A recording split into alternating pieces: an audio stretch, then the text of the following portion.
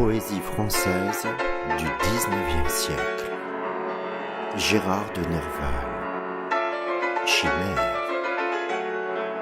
Livre audio enregistré en 2019 par Stefano Francobora pour le public mâle et non-voyant et les étudiants autour du monde en langue française dans le registre de la francophonie.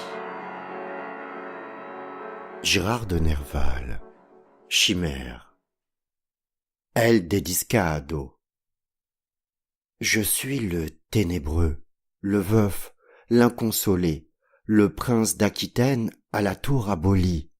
Ma seule étoile est morte, et mon luth constellé porte le soleil noir de la mélancolie. Dans la nuit du tombeau, toi qui m'as consolé, rends-moi la Posolype et la mer d'Italie, la fleur qui plaisait tant à mon cœur désolé, et la treille où le pampre à la rose s'allie. Suis-je amour ou Phébus, Lusignan ou Byron? Mon front est rouge encore du baiser de la reine, j'ai rêvé dans la grotte où nage la sirène. Et j'ai 2 fois vainqueur traversé l'Achéron, modulant tour à tour sur la lyre d'Orphée les soupirs de la sainte et les cris de la fée. Myrto. Je pense à toi, Myrto, divine enchanteresse, au Posylype altier de 1000 feux brillants, à ton front inondé des clartés d'Orient, aux raisins noirs mêlés avec l'or de ta tresse. C'est dans ta coupe aussi que j'avais bu l'ivresse, et dans l'éclair furtif de ton œil souriant, quand aux pieds d'Iacus on me voyait priant, car la muse m'a fait l'un des fils de la Grèce. Je sais pourquoi là-bas le volcan s'est rouvert, c'est qu'hier tu l'avais touché d'un pied agile, et de cendres soudain l'horizon s'est couvert. Depuis qu'un duc normand brisa tes dieux d'argile, toujours sous les rameaux du laurier de Virgile, le pâle hortensia s'unit au myrte vert. Horus. Le dieu Knep en tremblant ébranlait l'univers. Isis la mère alors se leva sur sa couche, fit un geste de haine à son époux farouche, et l'ardeur d'autrefois brilla dans ses yeux verts.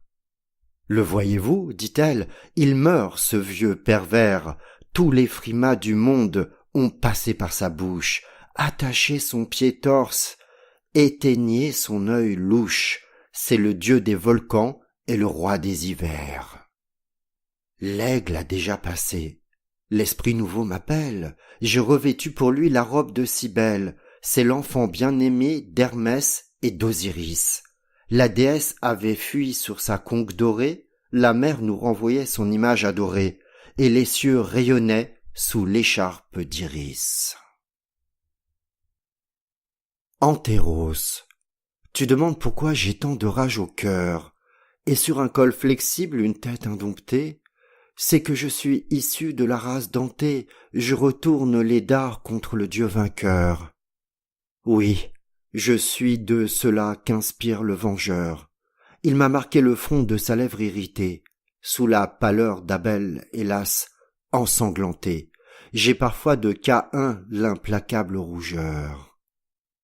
Jéhovah, le dernier, vaincu par ton génie, qui, du fond des enfers, criait « Ô tyrannie !» C'est mon aïeul Bélus ou mon père Dagone.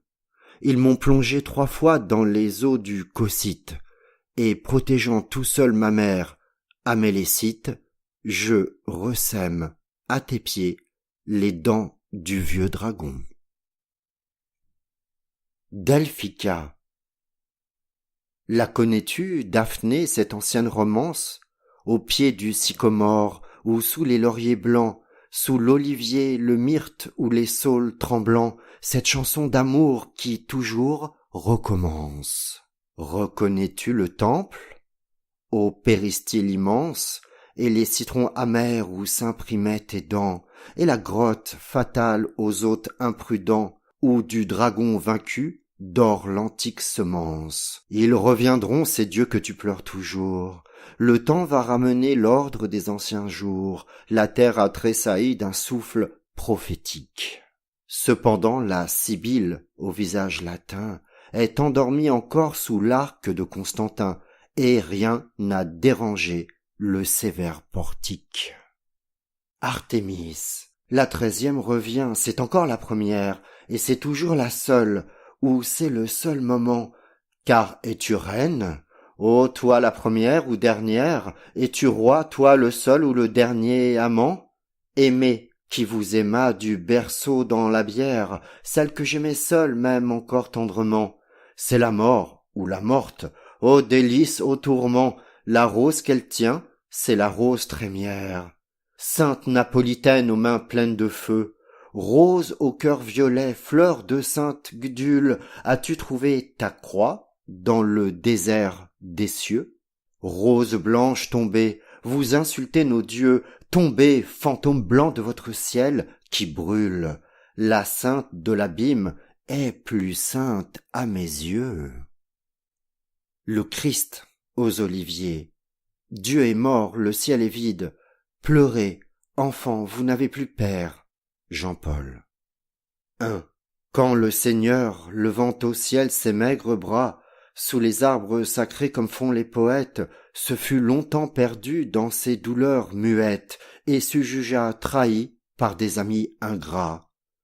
Il se tourna vers ceux qui l'attendaient en bas, rêvant d'être des rois, des sages, des prophètes, mais engourdi, perdu dans le sommeil des bêtes, et se prit à crier « Non, Dieu n'existe pas !» Il dormait.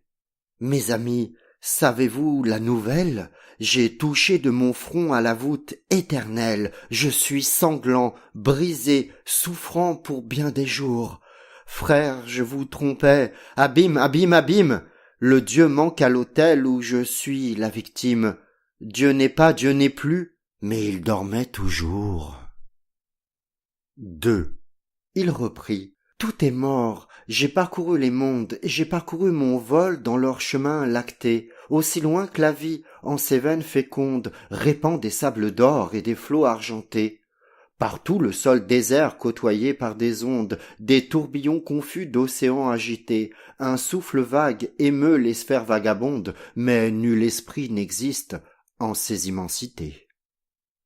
En cherchant l'œil de Dieu, je n'ai vu qu'un orbite vaste, noir et sans fond, d'où la nuit qui l'habite rayonne sur le monde et s'épaissit toujours. Un arc-en-ciel étrange entoure ce puits sombre, seuil de l'ancien chaos dont le néant est l'ombre, spirale engloutissant les mondes et les jours. 3. Et mon destin, muette sentinelle, froide nécessité, hasard qui, t'avançant, parmi les mondes morts sont la neige éternelle, refroidit par degrés l'univers pâlissant. Sais-tu ce que tu fais, puissance originelle, de tes soleils éteints, l'un l'autre se froissant, es-tu sûr de transmettre une haleine immortelle entre un monde qui meurt et l'autre renaissant? Oh mon père, est-ce toi que je sens en moi-même? As-tu pouvoir de vivre et de vaincre la mort? Aurais-tu succombé sous un dernier effort? De cet ange des nuits qui frappa l'anathème, car je me sens tout seul à pleurer et souffrir. Hélas, et si je meurs, c'est que tout va mourir. 4. Nul n'entendait gémir l'éternelle victime, livrant au monde en vain tout son cœur épanché, mais prêt à défaillir et sans force penché, il appela le seul, éveillé dans Solime. « Judas !» lui cria-t-il. « Tu sais ce qu'on m'estime? À toi de me vendre, et finis ce marché.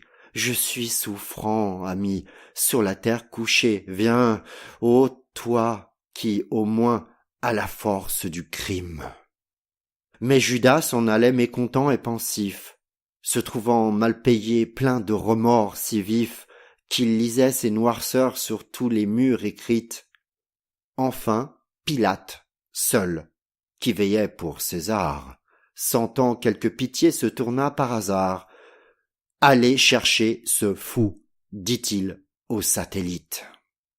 5.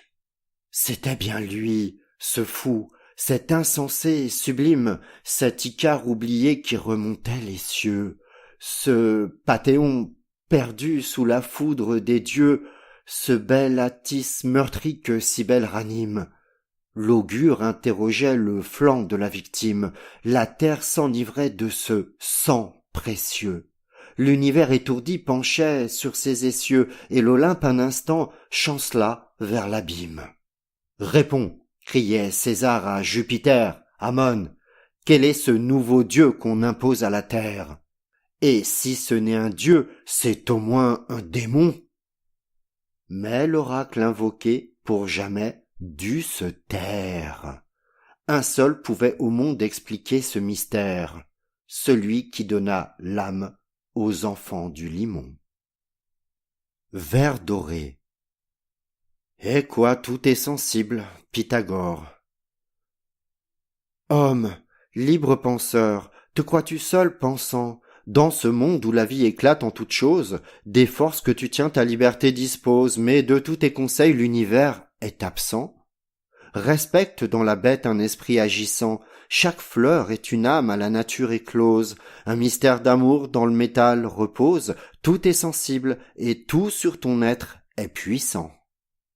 Crains, dans le mur aveugle, un regard qui t'épie, à la manière même un verbe est attaché, ne la fais pas servir à quelque usage impie, souvent dans l'être obscur habite un Dieu caché, et comme un œil naissant couvert par ses paupières, un pur esprit s'accroît sous l'écorce des pierres. Atelier des chimères. Manuscrit du Ménil de Gramont à Sonnet. Amadab Aguado. Colonne de saphir, d'arabesques brodées, reparaît. Les ramiers s'envolent de leur nid. De ton bandeau d'azur à ton pied de granit se déroule à longs plis la pourpre de Judée. Si tu vois Bénarès sur son fleuve accoudé, détache avec ton arc ton corset d'or bruni, car je suis le vautour volant sur Patani, et de blancs papillons la mer est inondée. L'Anassa, fais flotter tes voiles sur les eaux, livre les fleurs de pourpre au courant des ruisseaux. La neige du Cathay tombe sur l'Atlantique. Cependant la prêtresse au visage vermeil est endormie encore sous l'arche du soleil, et rien n'a dérangé le sévère portique. Ahmad, Ida Dumas. J'étais assis chantant au pied de Michaël. Mithra sur notre tête avait fermé sa tente, le roi des rois dormait dans sa couche éclatante, et tous deux en rêvant nous pleurions Israël. Quand Typo se leva dans la nuée ardente, 3 voix avaient crié « Vengeance » au bord du ciel. Il rappela d'en haut mon frère Gabriel et tourna vers Michel sa prunelle sanglante. Voici venir le loup, le tigre et le lion. L'un s'appelle Ibrahim, l'autre Napoléon, et l'autre Abdelkader qui rugit dans la poudre. Le glaive d'Alaric, le sabre d'Attila, ils les ont. Mon épée et ma lance sont là. Mais le César romain nous a volé la foudre. À Hélène de Mecklembourg, Fontainebleau, mai 1837. Le vieux palais attend la princesse saxonne, qui des derniers Capets veut sauver les enfants. Charlemagne, attentif à ses pas triomphants, crie à Napoléon que Charles Quint pardonne. Mais 2 rois à la grille attendent en personne. Quel est le souvenir qui les tient si tremblants? Que l'aïeul aux yeux morts s'en retourne à pas lents, dédaignant de frapper ces pêcheurs de couronne. Ô Médicis, les tiens seront-ils accomplis? Tes 3 fils sont rentrés dans ta robe au grand pli, mais il en reste un seul qui s'attache à ta mante. C'est un aiglon tout faible, oublié par hasard. Il rapporte la foudre à son père César, et c'est lui qui dans l'air amassait la tourmente. À J.Y. Colonna. La connais-tu, Daphné, cette vieille romance, au pied du sycomore ou sous les mûriers blancs, sous l'olivier plaintif ou les saules tremblants, cette chanson d'amour qui toujours recommence? Reconnais-tu le temple au péristyle immense, et les citrons amers où s'imprimaient tes dents, et la grotte fatale aux hôtes imprudents, où du serpent vaincu dort la vieille semence? Sais-tu pourquoi là-bas le volcan s'est rouvert? C'est qu'un jour nous l'avions touché d'un pied agile, et de sa poudre au loin d'horizon s'est couvert. Depuis qu'un duc normand brisa vos dieux d'argile, toujours sous le palmier du tombeau de Virgile, la pâle hortensia s'unit au laurier vert. À Louise d'Orreine. Le vieux père en tremblant ébranlait l'univers. Isis la mère enfin se leva sur sa couche, fit un geste de haine à son époux farouche, et l'ardeur d'autrefois brilla dans ses yeux verts. Regarde-le, dit-elle. Il dort, ce vieux pervers. Tous les frimas du monde ont passé par sa bouche. Prenez garde à son pied, éteignez son œil louche. C'est le roi des volcans et le dieu des hivers. L'aigle a déjà passé. Napoléon m'appelle. J'ai revêtu pour lui la robe de Cybèle. C'est mon époux Hermès et mon frère Osiris. La déesse avait fui sur sa conque dorée. La mer nous renvoyait son image adorée, et les cieux rayonnaient sous l'écharpe d'Iris. À Madame Sand. Ce roc voûté par art, chef-d'œuvre d'un autre âge, ce roc de Tarascon hébergeait autrefois les géants descendus des montagnes de foi, dont tant d'eau excessif rendent sur témoignage. Ô Seigneur du Bartas, je suis de ton lignage, mais qui sonde mon vers, à ton vers d'autrefois? Mais les vrais descendants des vieux contes de foi ont besoin de témoins pour parler dans notre âge. J'ai passé près Salzbourg, sous des rochers tremblants, la cigogne d'Autriche y nourrit les 1000 ans. Barberousse et Richard ont sacré ce refuge. La neige règne au front de leurs pics infranchis, et ce sont, m'a-t-on dit, les ossements blanchis des anciens mondes rongés par la mer du déluge. Myrto. Je pense à toi, Myrto, divine enchanteresse, au posili paletier de 1000 feux brillants, à ton front inondé des clartés d'Orient, aux raisins noirs mêlés avec l'or de ta tresse. C'est dans ta coupe aussi que j'avais bu l'ivresse, et dans l'éclair furtif de ton œil souriant, quand aux pieds d'Iacus on me voyait priant, car la muse m'a fait l'un des fils de la Grèce. Ils reviendront, ces dieux que tu pleures toujours, le temps va ramener l'ordre des anciens jours. La terre a tressailli d'un souffle prophétique. Cependant, la Sibylle au visage latin est endormie encore sous l'arc de Constantin, et rien n'a dérangé le sévère portique. Lettre à Loubens. 1. Quand le Seigneur tendant au ciel ses maigres bras, sous les arbres sacrés comme font les poètes, se fut assez perdu dans ses douleurs muettes, et se jugea trahi par des amis ingrats, il se tourna vers ceux qui l'attendaient en bas, rêvant d'être des rois, des sages, des prophètes. Mais endormi, perdu dans le sommeil des bêtes, et se prit à crier « Non, Dieu n'existe pas ?» Il dormait. « Mes amis, savez-vous la nouvelle? J'ai frappé de mon front à la voûte éternelle. Je suis sanglant, brisé, souffrant pour bien des jours. Frères, je vous trompais. Abîme, abîme, abîme. Le Dieu manque à l'autel où je suis la victime. Dieu n'est pas, Dieu n'est plus. » Mais il dormait toujours. 2. Et comme il se souvint par un effort sublime qu'il était Dieu lui-même, il craignit de mourir. Et se voyant saigner et se sentant souffrir, il appela le sol qui veilla dans Solim. « Judas, lui cria-t-il, tu sais ce qu'on m'estime. À toi de me vendre et fini ce marché. Je suis souffrant, ami, sur la terre couchée. Viens, ô toi, du moins, qui a la force du crime. » Mais Judas s'en allait mécontent et pensif, se trouvant mal payé et plein d'un remords à vif qu'il lisait ses noirceurs sur tous les murs écrits. Enfin Pilate seul, qui veillait pour César, sentant quelque pitié, se tourna par hasard. « Allez chercher ce fou, dit-il au satellite. » Seconde version d'Antéros dans les ateliers de Chimère. Antéros.